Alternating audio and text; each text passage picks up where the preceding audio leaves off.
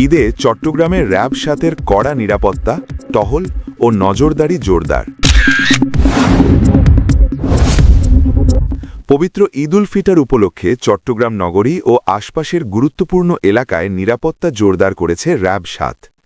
ঘরমুখো মানুষের নিরাপদ যাতায়াত নিশ্চিত করতে নিয়মিত টহল বৃদ্ধি এবং সাদা পোশাকে গোয়েন্দা নজরদারি বাড়ানো হয়েছে।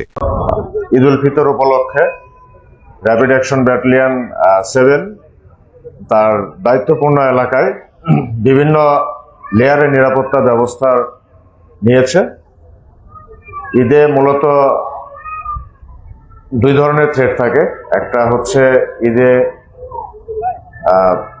নিজ কর্মস্থল থেকে ঘরমুখো যে মানুষ থাকে তাদের যাতায়াতের একটা নিরাপত্তার বিষয় থাকে, আর সবাই ঈদের ছুটিতে চলে যাওয়ার পরে এলাকা কিছুটা ফাঁকা হয়ে যায়, সেখানে চুরি, ছিনতাই বা অন্যান্য ধরনের অপরাধের একটা সম্ভাবনা থাকে।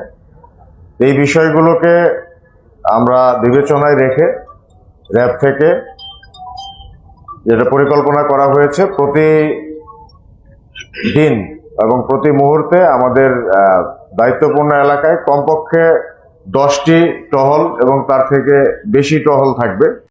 অলঙ্কার, একে খান বাসস্ট্যান্ড ও ঢাকা-চট্টগ্রাম মহাসড়ক সহ বিভিন্ন এলাকায় বিশেষ নজরদারি চলছে, যাতে ডাকাতি, ছিনতাই, চুরি ও অজ্ঞান বা মলম পার্টির মতো অপরাধ রোধ করা যায়।